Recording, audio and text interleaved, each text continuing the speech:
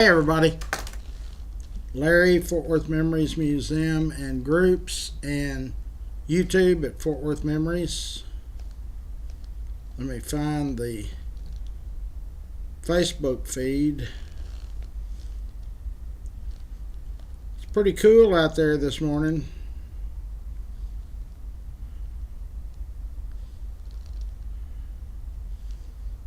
Okay, here we go.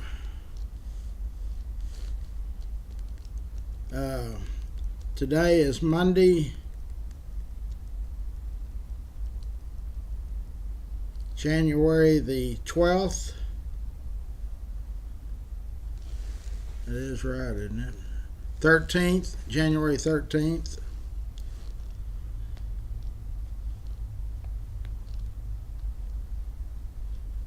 January 13th. And we're going to share it.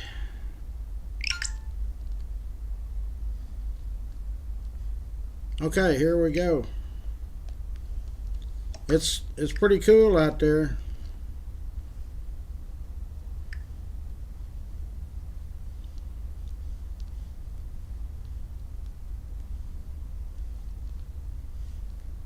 Marilyn's in, Brittany's in, Gary is in. Okay.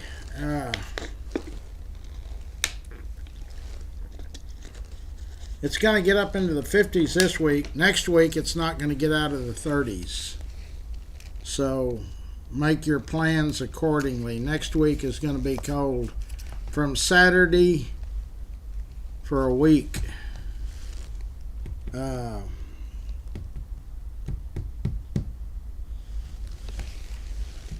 don't know if Scott's back in town yet or not. He might be.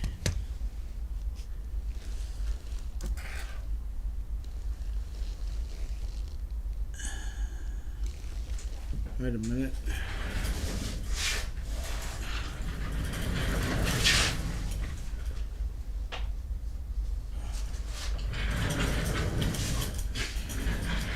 Well, I guess our Cleveland group is back to asking questions, because I just heard there she's writing. Yeah, so anyway, Sam is in. The temperature currently here is 30. It's going to get to 49, then 54, 54, 60, 65. Saturday, the high is only going to be 52. Then on Sunday, the high is 36. On Monday, the high is 31, below freezing. Tuesday, the high is 37. So get your stuff done this week. Next week's going to be a frozen Eskimo.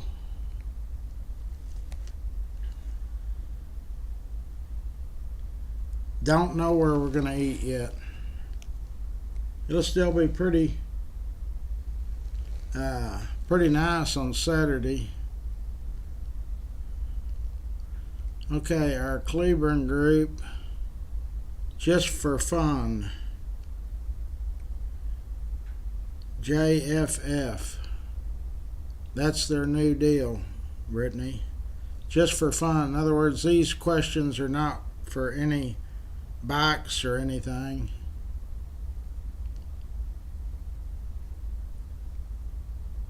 What's the story on white settlement? Is that a racist thing or what? Well, I don't know of anybody that can actually answer that question. I'm sure that probably had something to do with it. Their first school teacher in White Settlement was a lady named Mary Mitchell, and this was in 1850s, and she laid down some rules at that school. Now, this is the first school in White Settlement. the girls were only allowed to wear white blouses and white skirts, I guess. They could only wear white. And back in those days, there were prairie flowers. They were only allowed to pick white prairie flowers. Her name was Mary Mitchell. So, you know, different historians have different thoughts on where the name was derived from, but I would suspect it has a lot to do with racism.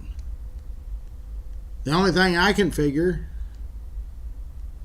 why would you only be able to wear white? And from my research, I don't think, I guess the same was true for the boys. I don't know. That school might have just been a girls' school. It's hard to find information back from the 1850s because keeping records and ledgers and logs and such as that mostly comes from the citizens, and they kept it in their Bible, family Bible. There would be one of the family members, usually the grandmother or the mother. She would write down important days and important facts. And the reason for that was the courthouses were all made of wood back then, and they all caught on fire.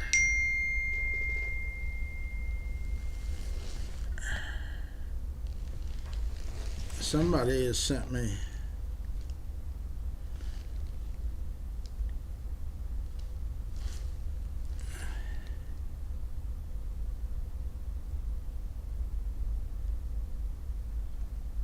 Somebody sent me early history of white settlement.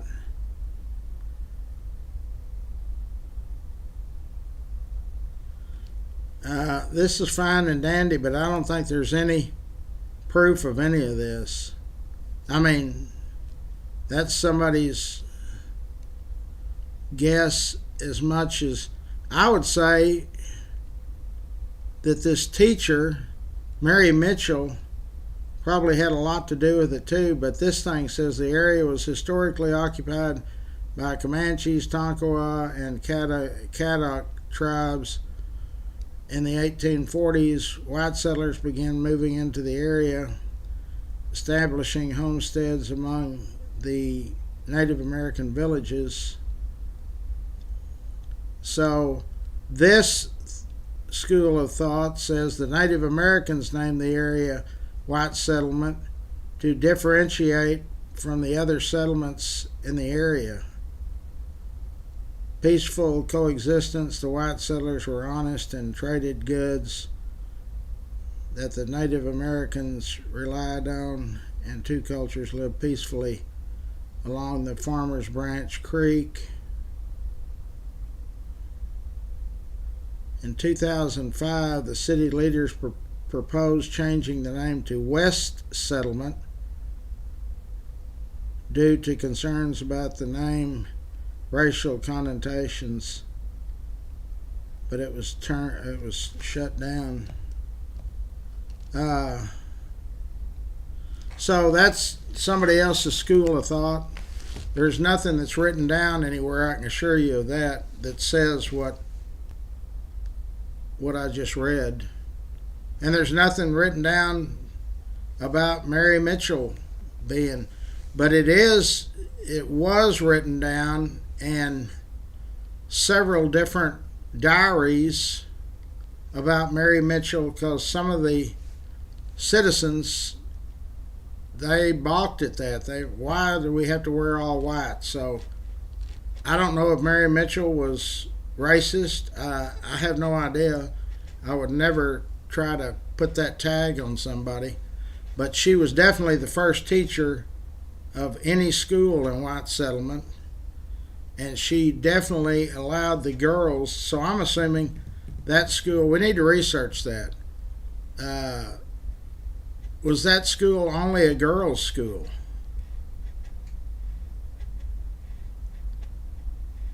I'll look at that next week but y'all can research it. That's what this group's all about, is trying to educate all of our people about our history.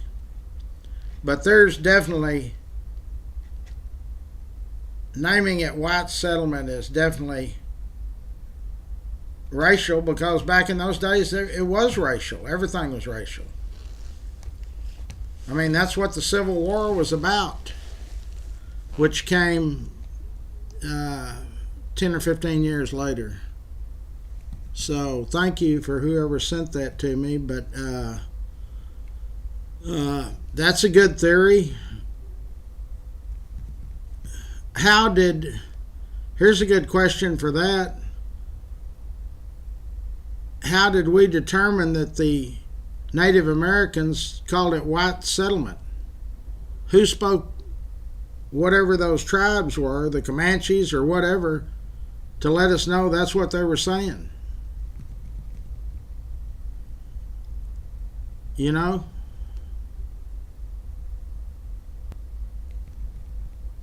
But anyway, Mary Mitchell for sure was the first teacher to teach at a school in the white settlement area. And then your next question. There's an important date in Fort Worth and Tarrant County history. January 12th, 1859. Yep. On January 12th, 1859, that's a good question though, there was a document signed by 41 citizens of Fort Worth to build a 2-story structure that's made out of stone and brick, that dimensions were 50 by 60, and that there would be 8 rooms, 4 on the first floor, 4 on the second floor, and that would serve as the county courthouse and any other doing business as. Everything was out of that one structure, which is basically downtown where the 1895 courthouse is, the old courthouse, the Walker Texas Ranger courthouse. Some people don't know which building is which. The cost was $2,700, and these 41 citizens signed this document because back then we were still having discussions about, is the county seat in Birdville or is it in Fort Worth? There was actually 3 elections, and every one of them were rigged. So the very first elections ever in this area were all crooked. I mean, in one of the elections, it was one decided by like 20 votes or something, or 17 votes, and there was 22 people from Parker County that voted that. The final election was in 1862, and Fort Worth won overwhelmingly. The first election, I believe, both places where you could vote, one in Birdville, one in Fort Worth, their standard operating deal was to have a barrel of whiskey. And so on the first election, the people in Fort Worth rode on their horses over to Birdville and poked a hole in their whiskey keg. And so they thought, well, now everybody will come over here to vote because there's no liquor over there. So, but that's the day that those 41 citizens said, the representative from Fort Worth, and there was a representative from Birdville, went down to Austin and said, here, we're going to show you what we're going to do. We're going to build this 2-story stone and brick courthouse that's not going to catch on fire, and we're going to pay for all of it, these 41 people. And that did have a lot to sway the people down in Austin to vote it for Fort Worth. It was 50 by 60. She's writing one more question. Now, these folks in Cleburne, they actually donated a lot of stuff for our giveaway last year. And in fact, they're coming over here in the spring.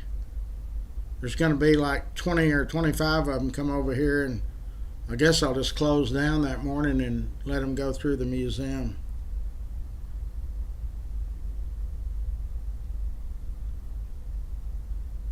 What was something in the early months of 1851? Okay.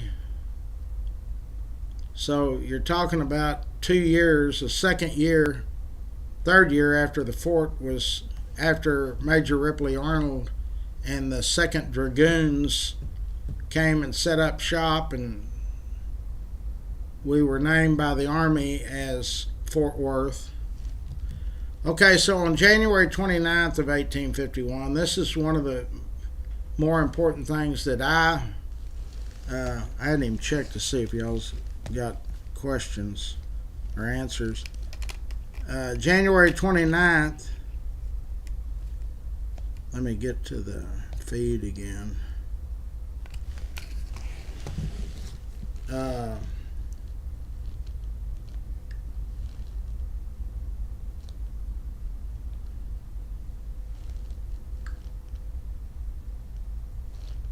I can't. There it was. Well, anyway. There I am, 10 comments. Melinda, Bill, Brittany, Maryland. Brittany, I had heard that a family White started a general store. That could be also. Aaron, good morning.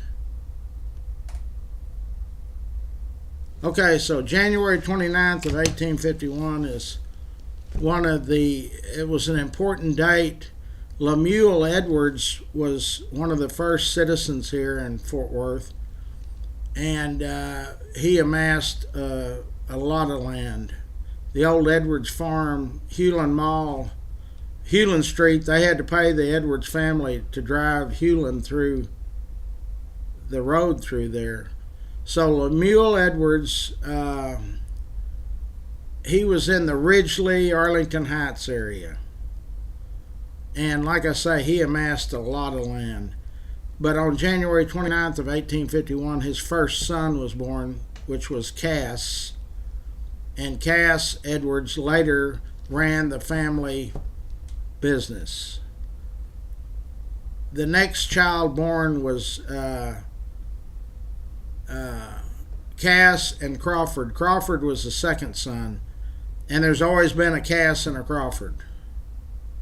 I actually did a lot of work for Mr. Edwards Cass that passed away several years ago. Such a nice guy. He drove an old truck. I mean, old truck. He was a good guy. He's missed. So that's what happened in January, or my important thing of January 29th of 1851. Our little community was only 3 years old going into that year, and there was only a few. In fact, Lemuel Edwards log cabin was the first one. If you can stand at 7th Street and University and Bailey and all of that, where everything comes together, and you're on a 25-foot stairway, when you look to the west, the only thing you're going to see is the smoke coming out of the chimney of Lemuel Edwards' log cabin. There was only one settler over there, and it was him and his family. So, but he was an important part of history. Irma is in, and others. Gene Broadway, you missed lunch Saturday.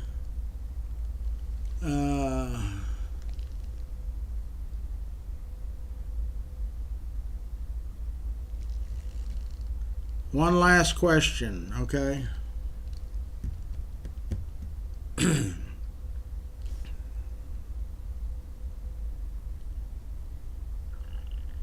Somebody said that Anheuser-Busch had a factory or brewery here. They did.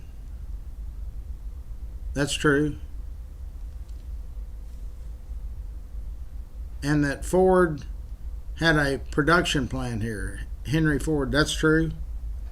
It's down on Jones Street where Benny Keith is now. Both of those businesses were down in that area, the lower end of downtown. In fact, in the late 19 teens, 18 and 19 and 20, there was 3 automobile manufacturing plants here. Ford had that plant down on Jones. Chevrolet assembly plant was across the street from Montgomery Ward's on 7th Street. And then the Texan, I forget the name, Texan Auto, that Texan Auto Group, I guess, or it's off of where Gerhard Owens is, off McCart. That building was where they manufactured the automobile named the Texan. They built vehicles in 1918 and 19. They went broke. Fort Worth millionaire gave them $1 million, and they built 1,000 more trucks. There's very few of those automobiles or trucks left, but there is one in that building.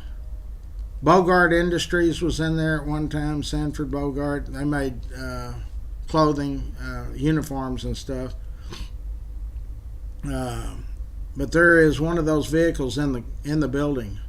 You can see it, and they allow you to come in there. And if you could go on the outside in the back, that's where the railroad tracks are. They had these big columns, and there's a T still carved into every one of them for the Texan. I actually tried to buy one. There's one in an Ohio museum, and we agreed on a price of $32,000. And there were some car dealers. Bobby Belargin was one of them that was going to buy that car, and we were going to put it in the museum. So when I called him back to finalize the deal, the guy said, "Oh no, I checked you out. You got a museum. I want $60,000." Then he went to $70,000. So, and in fact, I can show you a picture. If you go to the Spyglass on Memories and put the Texan, I think that's how it's in, Auto. Vernon Group is the one. There it is. That's the Texan in the Ohio Museum.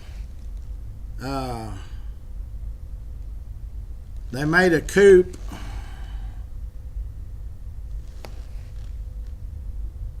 This is the one that I really wanted. I don't know if you can't see that. I hit something. Every time I try to turn the camera around it. There it is. That's really a neat car, isn't it? Maybe we need to figure out how to buy one of these and do a fundraiser. Sure be nice to have that car. So at the same era, there were 3 manufacturing plants here. And the reason they quit, the war was over in 1918, so there was, by 1920, there's not very many soldiers still around to buy. Chevrolets were $450, and I think Ford was comparable. The Texan was a little bit higher, but that was back when the speed limit was, I think, 17 miles an hour. If you went over 17 miles an hour, you got a ticket. How did they know how fast you were driving? The guy that gave you the ticket rode a bicycle and he was downtown, and so if you were coming down 7th Street going west, I guess he figured if you were outdoing him, I don't know how he pulled you over. But he was not in a vehicle, he was on a bicycle. He was our original ticket giver. Okay, good morning to everybody. So yes, we had three. The plant on 7th Street was called the Chevrolet Assembly Plant. That was before it was General Motors. And Henry Ford actually was here,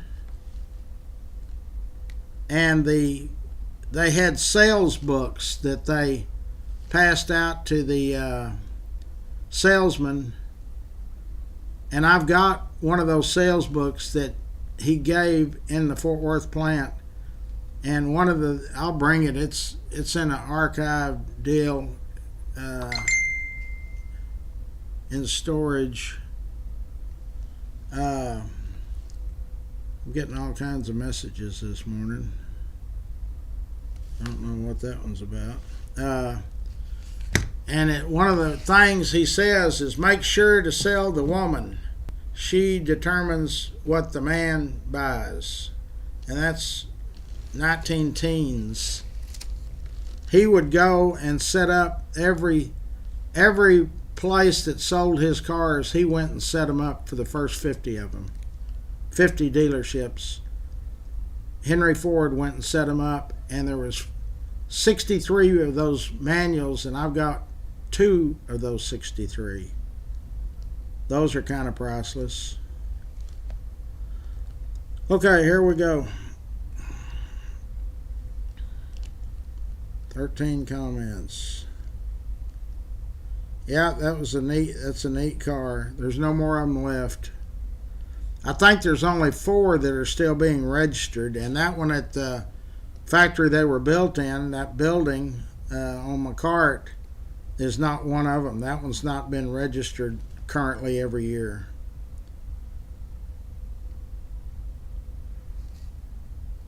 Irma is in, Jean's in, Aaron is in, James, Melinda, Jeannie, Lynn, and Earl. Okay, so get your business taken care of this week, because next week some of the days are not going to get to 32. Do we have a florist? I hope we have a florist. I've talked to 2 or 3. I'm going to try to get set up. Let's do the sponsors.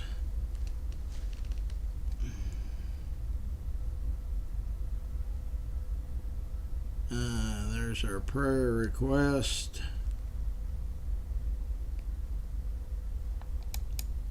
Winstead Paint and Body. They are our paint and body shop that we use. Trying to see where Casey Crawl is. There's Scott. Scott he's our IT guru, but he also builds websites, all that technical stuff. Alpha Design and Build is Lance Sanders. If you need a second story put on your house, they can do it. Casey Crawl is our Medicare and Medicaid insurance group. You call them and they'll come to you, or you can go to them. Whatever works easiest for you. Techstar Pools. They'll build you a swimming pool. They'll repair yours, the area around it, because it's called Techstar Pools Landscape and Beyond. Swartz and Hanson Architects. They are very active in our giveaway every year and also sponsor on our group. Rex's Bar and Grill. I think this is the week that it's going to be open. I did not send Rex a message. I need to. We'll send him a message and find out. But it's in the old, let's go back to Rex's place. It's in the old Macaroni Grill off University. in the same parking lot as Old South Pancake House, which is also owned by Rex Benson. So when you pull in that parking lot to eat or have a drink, it's owned by Rex Benson. Raines Plumbing. They are our plumbing sponsor, and they family-owned business. They're ready to do business with you. So after this storm that we had where the temperatures were so low, if you had plumbing problems, you need to call Raines Plumbing. Charlie Guerin's Railhead Barbecue. Charlie is on my board of Larry's Kids. He's also a sponsor on our group. They got a great barbecue place over there on Montgomery and 30. Passport Getaways. If you want to take a trip or book a cruise or go to France, any of that stuff, just call them and let them do the legwork. That's what they're there for. The Optimist Club of Fort Worth. We're going to get Jeff Norman in here pretty quickly and get him to explain what all the Optimist Club does for our youth. That's all they do is do stuff for our youth. There's Old South Pancake House. There's two of them. The one on University is open 24/7, and then the one in Burleson, they're not 24/7, but they close probably 9 or 10 at night. K Ranch Roofing is our roofing sponsor. If you think you like all the snow that was sitting on these roofs, if you started seeing water dripping, you need to call Jorge or Bree and let them come out. They don't charge you to give you an estimate, or they might tell you, hey, your roof's fine. Jenny Stewart is our State Farm insurance lady. This insurance is going up sky high. So when yours comes due, call Jenny and let her at least give you a quote. Cross Electric. Brandon Cross is it's a family-owned business. In fact, pretty much all of his family is involved in it. So if you need an electrician or anything electrical, don't mess with that electric by yourself. You get shocked and killed. Fort Worth Lumber is on the South Freeway, 35. They've been involved in all of our giveaways and also being a sponsor. So if you need any building materials or plans or anything like that, they've got it. Express Dent. That was started by Dick Regester many years ago. And Dick now lives in Florida, but he gets up here from time to time. Eric is the operating partner, so if you got door dings, hail dings, anything like that, take it to Express Dent. Dickey Carr Sand and Gravel, that's Pat and Richard Carr. Very active in the community, real active in Larry's Kids giveaway, sponsor on our group, good people. I've known Richard Carr for more years than probably either one of us want to admit to. That's Grateful for Your Trees is Richard Carr's nephew, Dickie, and he does everything with trees. I mean, if you need a tree cut down, stump ground down, firewood, whatever, this young man does it all. Okay, Coburn's Catering. They're still located on North Main where the original cafeteria was in 1946. I've known the Coburn family since the 60s. So they cater events, parties, whatever you got, just call Steve Coburn and he'll fix you up. Burt Ladner Real Estate. Wes Williams is associated with that group.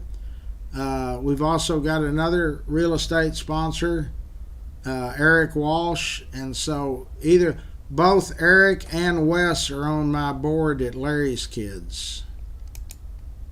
There's Dub Peacock's company, A Bird, AC and Heating. I guess we all figured out if we've got a problem with our heating unit. If you do, all you got to do is call A-Bird, AC, and Heating, and let Dub get somebody out there to look and tell you what's wrong with your deal, or tell you that it's okay. You always got to stay on top of that. I found out the hard way many years ago. If you don't change those filters out regularly, that can shut down your whole deal. So call Dub Peacock and let him get out there and get you fixed up, because it's going to be cold next week. What else are we doing? Christmas tree is gone. There is that piano is Fred Calhoun. They called him Papa. Fred T. Calhoun. He was the first piano player for a string band anywhere. Played with Milton Brown and Bob Wills. That thing's priceless. Next to it, where the signage is, that's the Trainmaster Control that ran the Leonard's M&O subway and the Tandy subway. It's housed here in the Fort Worth Memories Museum. Back to the left of that piano is a diploma from Fort Worth University. They were one of the first universities here. They left when TCU came in 1911, and there's only 9 known diplomas, and I own them all. Let's see. I'm trying to get back to me. How do I do that? There we go. Okay, so y'all research that white settlement deal, see if we can find out anything. But that's always puzzled me, is how we knew what the Native Americans were thinking before they had the Indian Scouts. Marquita's in, John's in, Doug is in, Ron is in, Renee is in. So it's going to be a busy week. We're kicking off January. We're almost halfway through it already. The museum needs donations. I don't know how we're ever going to keep this thing afloat, the museum part. That's what our sponsor, when I charge these sponsors, that's where their money goes, is to help keep the overhead at the museum running. Okay, so boy, that was a great game last night with Washington and Tampa Bay. I mean, that was a great game. Baker Mayfield feels terrible. They fumbled he was handing off to one of his running backs, and the Washington got it and they scored, and he tried to bring him back. I wish Jerry Jones had paid him $240 million instead of that idiot Prescott. James is in. So Scott didn't call us, so I assume he's still out of the city. But we'll get him back on board shortly. Don't know where we're eating yet.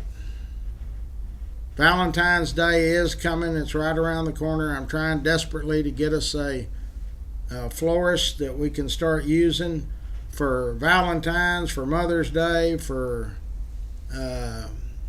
funerals, weddings, whatever. Anybody else got anything they want me to discuss or talk about?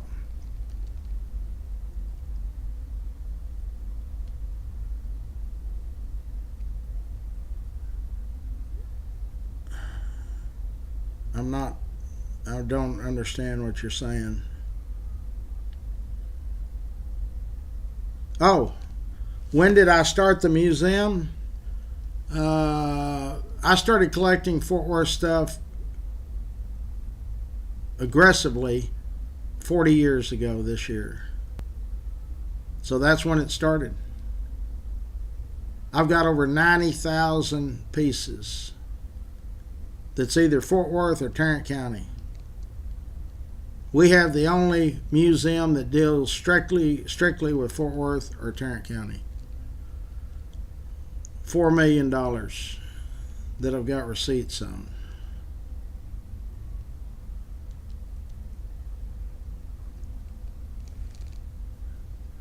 How many museums has there been? There was one downtown when I was at 1015 West 7th. That goes back to the 80s. Then I moved to West 5th, 2713 for 20 years downtown on 7th, 20 years on West 5th. Then I moved to 2732 West 5th for 3 years, and then I've been here. This is going on the 5th year. And when did the giveaway start? 1986. So this year's giveaway will be the 39th year. And this year we will eclipse 20,000 bicycles. We're at 19,550 bikes right now. $1 million worth of bicycles. We gave away 1,120 last year, exactly 1,120.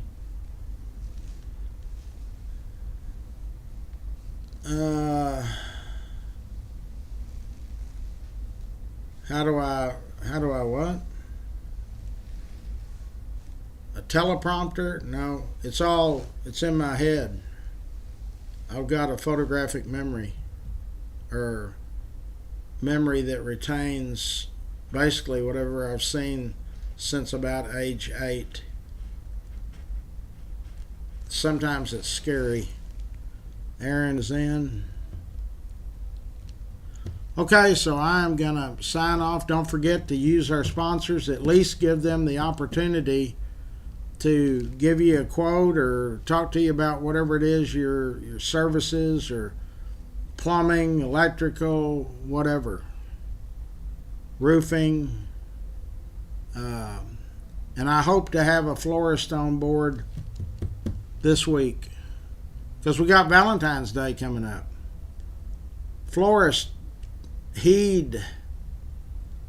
I'm asking for somebody to step up and be our official florist for Fort Worth Memories. 131,000 active members.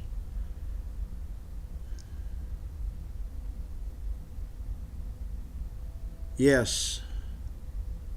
Okay, Rosie, I don't think so. Rosie and I can't get in agreement about if her kids are coming over here or not. They're not coming over here, and she can't live with that. So this is not a babysitting operation over here. Love to have her back. Great employee, worked for me 28 years. Dennis is in.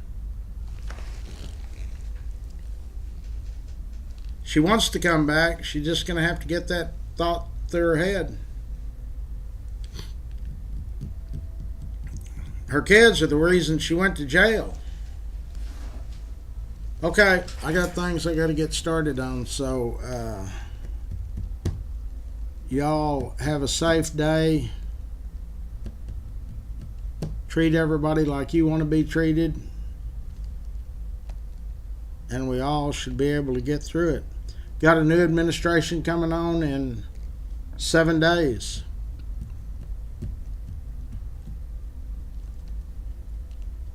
Nobody else? Okay.